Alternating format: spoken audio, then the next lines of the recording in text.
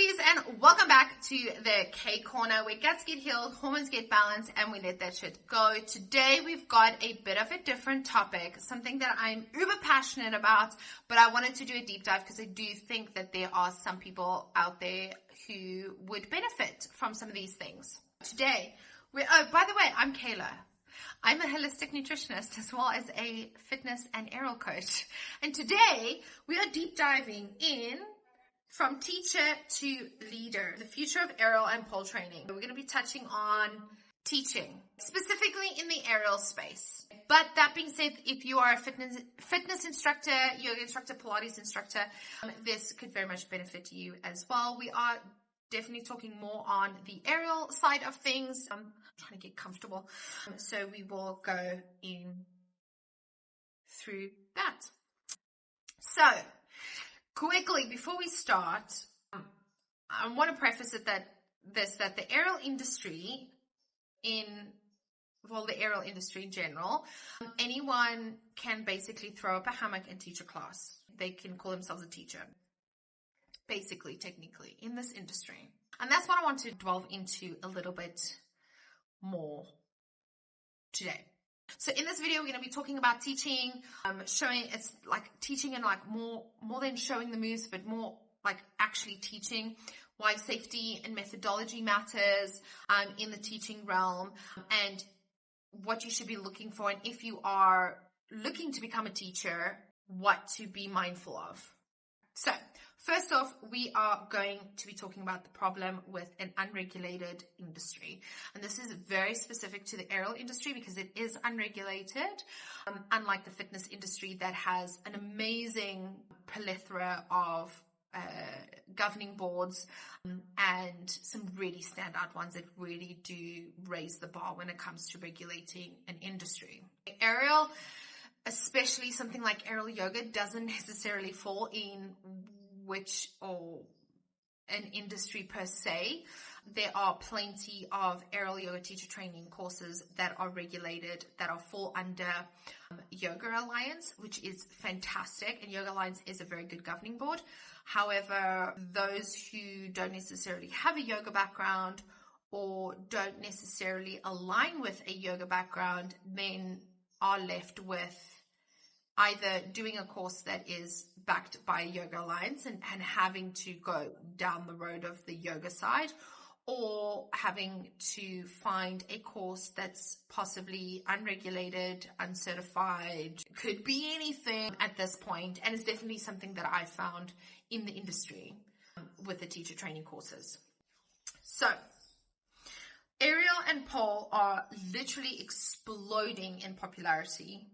It is becoming incredibly popular, and yet there is no, I would say, dedicated governing board. There are plenty of boards out there that do, like I said, Yoga Alliance does support some yoga courses, and there are, I could count on my hand that I found the amount of teacher training courses that are backed by a fitness governing board, which then naturally leads to some umming and ahhings in the industry. So anyone can post tutorials and teach in their garage and work without any formal knowledge.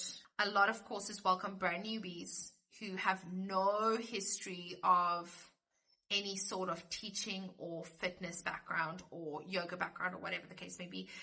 You are left with many instructors that are coming from a hobby aspect and are doing aerial yoga courses that possibly don't cover what should be covered when it comes to teaching safety and methodology. This can lead to several risks, things like injuries, unsafe spotting, no progression system, students get burnt out or get hurt. And this is quite common, and I've seen it, and I've questioned many of systems where we don't see enough emphasis on safety. We don't see enough emphasis on anatomy. There are courses out there that don't even have a module on anatomy and are welcoming absolute newbie beginners who have no history, background, or training in any of this.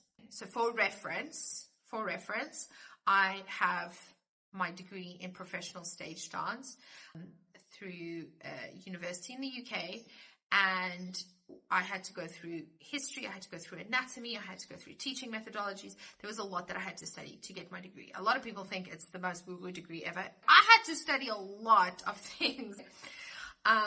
If you had to compare that in the fitness industry to somebody who is a qualified group instructor or personal trainer, they will be going in depth. Again, same as with the dance degree, they are going into anatomy, they're going into nutrition, they are going into and studying all these aspects that are a very good asset to have, and in some cases necessary knowledge to have to be able to teach effectively, efficiently, and safely.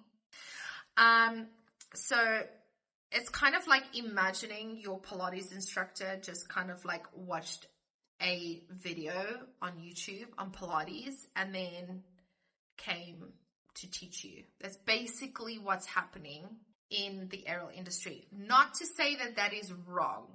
I'm not saying it's wrong. I'm saying that we should be looking at making a better space, a more regulated space. We need to be giving these people who are wanting to teach aerial, we need to be doing them better, right? We need to be giving them better. We need to be doing our instructors better. We need to be doing our students better. It doesn't sound right the way I'm saying it, but I'm sure you understand what I mean. Why is teaching more than just showing moves? Something that I wanted to jump on. Teaching is not performing, and unfortunately, we get a lot of that in the industry, especially the aerial community, is we get too many teachers that are teaching from a performative aspect instead of a education aspect. Again, not that that is wrong, especially if you are a performative teacher who is training students to be performers. It is great. It works really well, but not everybody wants to be a performer, and performative teaching isn't as beneficial or as impactful in a larger group space. Key elements when it comes to teaching: progressions and regressions. This is knowing how to break the moves down, knowing how to bring the move down to a simpler version, and building and layering up to get to the move and eventually making the move more difficult. It's not just about the one move. There are students walk into doing a move from different backgrounds. That adaptation, knowing those progression regressions are beautiful adaptations to help your student achieve the goal of getting the move. Things like anatomy and alignment, so protecting your joints, your spine, your shoulders, those are incredibly important. And a lot of people will say, oh, like anatomy is just like that one little module that you learn in fitness or on your course, or if you do get to do it in an aerial course, it's just that on the side kind of thing. And it is actually so incredibly valuable to have that knowledge, to understand the way the body moves, how the body works, and then to translate that into a teaching aspect and fitness movement. It leads you to not only be able to teach a move, but correct incorrect postures, to protect your students' bodies, to potentially save them from potential injury. It is an incredibly valuable tool to have. And I am shook with the amount of teacher training courses that don't have a module that goes into even the basics of anatomy. So incredibly important. If you are teaching, if you are a teacher and you feel like you didn't get adequate training on anatomy or didn't get any sort of anatomy training at all, leave a comment down below. Let me know. I will pull up some free resources and I will contact you personally and send them through to you so that you can go over them and help you become a better teacher. I'm all about continuous education, and there's no perfect teacher. There's only continuing to learn teachers. That makes sense.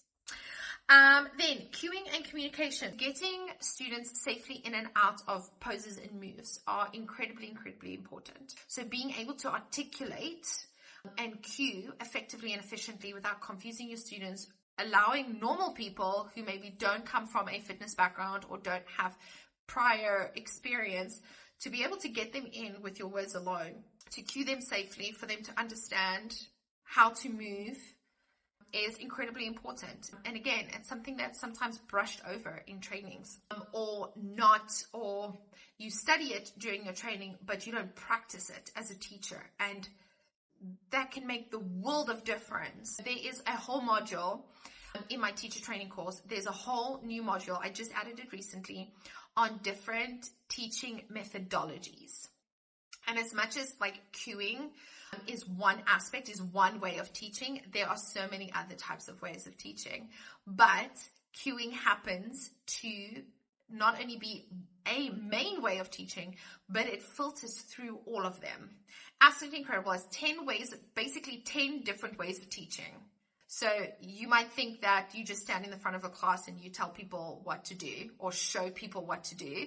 I've got 10 ways, different ways of teaching. Everything from using your voice to not using your voice to getting on the floor to, there's so many different ways. So that's super interesting. I love that. I was so into it. I went through recently, I just had my son a couple of years back, and I was teaching aerial and fitness classes up until 37 weeks pregnant. I literally had 2 weeks off, where I wasn't teaching, but I was still like exercising. And I obviously, in my third trimester, it became incredibly challenging for me to even demonstrate much of anything at this point. I had to solely rely on my voice. The amount I learned, the skills I built on teaching with your voice alone, incredible, absolutely incredible. Not to say that you have to fall pregnant to learn that skill, but it just happened for me like that. Another key element is mindset and energy. Supporting a nervous system and building confidence. It's a huge part of teaching, which I think goes overlooked so quickly. You become the navigator of the class. You become the guider, the energy holder, the safe space holder, and not knowing how to manage those energies or help regulate the nervous systems of your clients whilst doing these classes can make the whole experience so much more challenging for you. And it's those little things, knowing those and learning those things, that are so incredibly valuable to teachers. Basically, it's like anyone can demo like a push-up, right? But only a teacher can safely progress somebody from a wall push-ups to one arm push-ups, right? Because we have that knowledge, we have that anatomy knowledge, we have the methodology, teaching methodology skills, we have built out the progress, the way of doing it, right? It's oftentimes it comes down to your students struggling with one specific move, and you take a step back and you have a look and you're like, you know what? Change this. Try it again. And all of a sudden, after months of struggling, they get it. Because you've done the work. You've got the knowledge. You understand beyond just doing a move. You now understand how to teach it, how to assess, how to transport these students through these positions and these moves. What makes a good teacher? First and foremost, safety first. So spotting, rigging, injury prevention. If you have not gone over this in your course, that's a problem, a huge problem. This is not like teaching a Pilates class or teaching a HIIT class. We are working with elevation. We are working with components that, if not installed correctly, if not checked regularly, if not adjusted correctly, can cause serious injuries. It is not something to be played around with. You do not want students falling on their heads, cracking bones, tearing muscles, which, yes, can happen in any fitness class. Any fitness class that you take, your students run a risk. However, we are taking an elevated risk, literally, because we're putting our students in the air. So safety is an absolute must. Now, adaptability, working with beginners, advanced students, and people with injuries. The amount of courses that do not go over working with special populations is wild to me. And it was one of the biggest reasons why I decided to fight so much to build my teacher training course to be suitable for an accreditation with a fitness board, because a fitness board has such high regulations. There needs to be so many certain things in your course for a fitness board, like your reps fitness boards, like the Oz Active and your Repsa and your, I can't remember the one in the UK. They have such high standards, or there needs to be certain things in your course for them to even look and accredit it on a fitness scope. This is one of the big reasons why I wanted to get accredited by a fitness board, because there was a lot of information. It's the background I come from as well. There's a lot more regulation and a lot more requirements that is beneficial to my teachers. So that meant that I had a good outline of what needed to be in that. For example, teaching special populations. It's a very important module within fitness qualifications. And if you want to get accredited by a fitness board, you need to have that module. You need to be teaching your students how to teach kids, how to teach elderly people, how to teach people with injuries, like all of those considerations, pregnant people. You need those considerations. You need to understand that not everyone gets taught the same and not everyone can do the same thing or do the same class, right? That was really, really important. Being a good teacher means adaptability, knowing those techniques and ways of working with different populations, so that when you have students come in to your class, you are not turning them away because of an injury or because of their age, but you can welcome them in and adapt the class on the spot to suit their needs and where they are at in their bodies. So important. Next up is consistency, showing up prepared and building trust. Things like planning lessons, things like communication with your students, how to build good, safe relationships, how to manage the class in that aspect. Having those are such beneficial tools to have as well as a teacher. And then next up is leadership, inspiring students, creating safe spaces and creating inclusivity, and being able to really step into a leadership role where you are not just teaching classes, but you are inspiring your students, you're taking them on a journey, you are guiding them through this story is so incredible. I wouldn't say that it's necessary, but it definitely makes you a phenomenal teacher and it takes you to the next level. It makes you memorable. And it's so incredibly rewarding watching students come in and then you look like two years down the road and they're a completely different person, and they will easily turn around and say, it's because of those classes that I take. Like, incredible. So great teachers aren't just skilled movers. They're leaders who change lives. A lot of people believe that to teach, you should be able to do. There's also a lot of people that believe those who cannot do teach.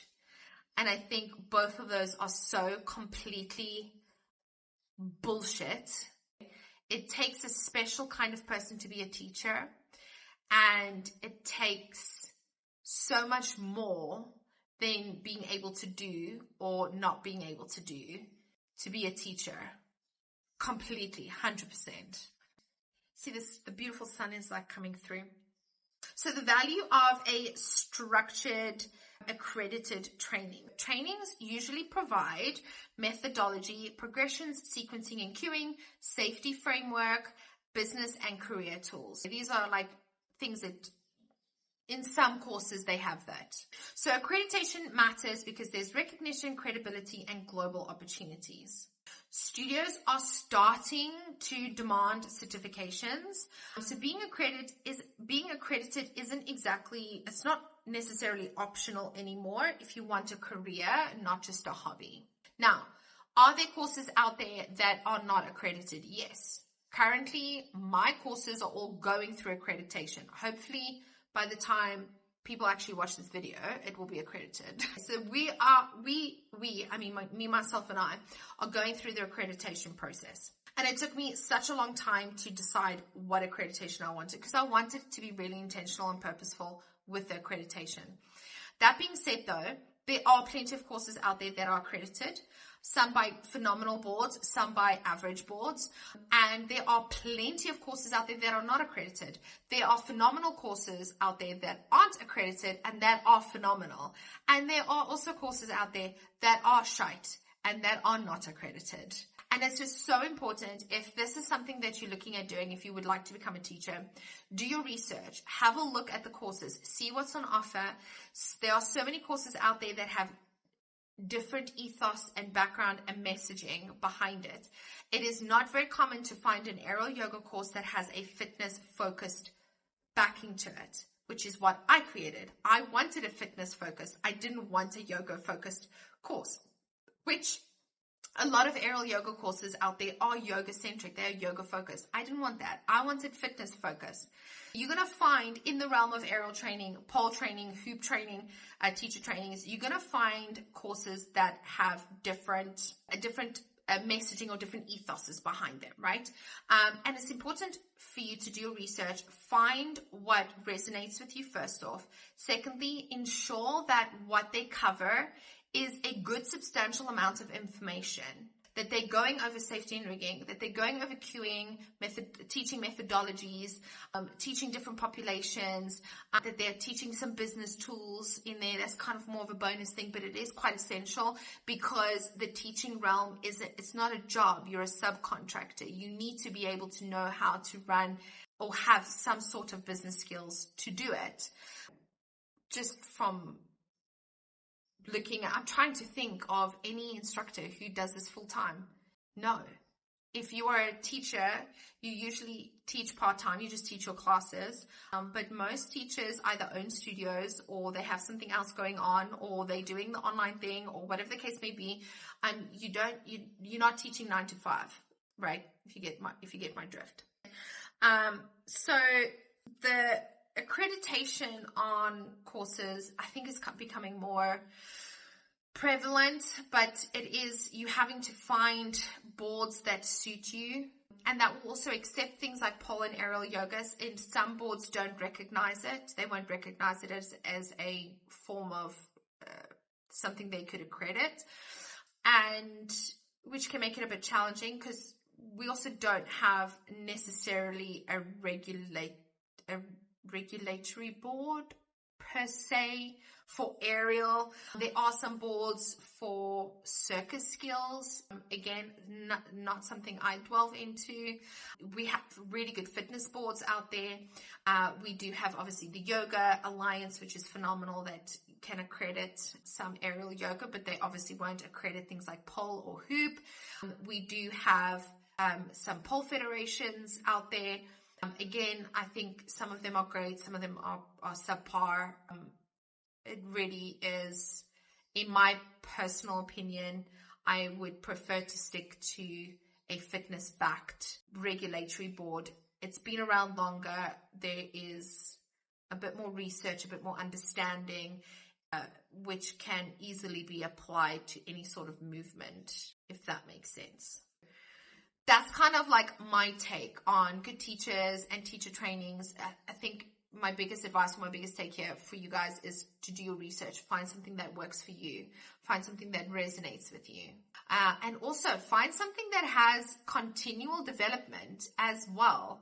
Something that's big in the fitness community is continued development. You are always continuously learning every single year. And I think that is so important. I have we call it the Teacher's Corner. It's a community where anyone who takes part in my teacher training courses gets put in the community. We do monthly coaching calls. We are doing workshops. We're doing some fun, exciting things that we are continuously building and growing as teachers. That it's not like, oh, you do your course and now go figure it out yourself. If you're struggling, come to the community, ask questions, see if other people have had similar experiences or have any advice. There's this concept of continual development happening. Naturally, once my course is accredited with a fitness board, you would have to maintain your CBD points as well. You could then be registered with a fitness board along with getting insurance as well. We are also actively seeking accreditation with a therapeutic board as well, because specifically the pole and the aerial teacher training course has a big theme of utilizing it as a therapeutic protocol. We're actively working, finalizing the accreditation on that scope as well. Super exciting. Do your research. Find out what these courses offer, what they teach, what I was going to say. I lost my words. I was thinking of something else. I was thinking about the accreditation. Anyway, go have a look, do your research on the course, find what works for you, find what resonates with you. Would I say, does it necessarily need to be accredited? No, it's an unregulated industry. Is that dangerous? Possibly. Yes. If you find a very good course with a phenomenal instructor and it's not accredited, you're still going to get the knowledge you need. And the knowledge in a course, in my personal opinion, is trumps an accreditation. Accreditation is a bonus. It validates the information in there. That being said, if you are looking at an unaccredited course, double check everything that goes into it. If it feels too little, or if you feel like something's missing, go to your accredited courses. There are plenty of accredited courses out there that ensure they go over everything.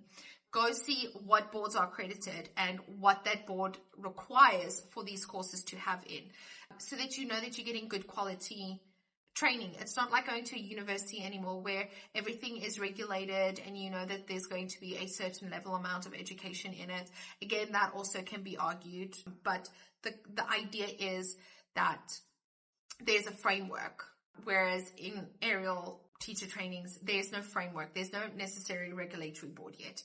So do your research, find something that works for you.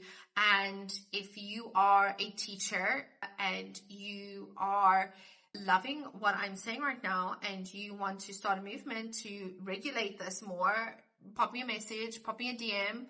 Let's have a chat. Let's see how we can change the scope of the industry to be able to do better for our teachers, to do better for our students, to ensure that we have amazing, intuitive, educated, well-rounded teachers to teach the beautiful art of aerial yoga, pole and hoop, and utilize it, bring it to a bigger community. It's not just for circus people. It is circus people. It's not just for your circus enthusiasts. I am super passionate about bringing aerial, pole and hoop to a bigger community, to your average woman who just wants to have fun and hang upside down. That's cool. And building out teacher trainings to be able to teach, to train teachers to be able to teach in that sort of scope, in that sort of realm, to teach for your community is incredibly important for me. If that resonates with you, pop me a message. Let's have a chat. Let's see where we can go with this. And if you are interested in becoming a teacher and you are interested in jumping into the KHOOII method on any of our courses, utilize the links down below. Pop me a message if you have any questions on them, and we can go from there. If you like this video, give it a like. Share it with somebody who you think would find it valuable. Drop your comments down below, and I will see you guys on the next one. Bye.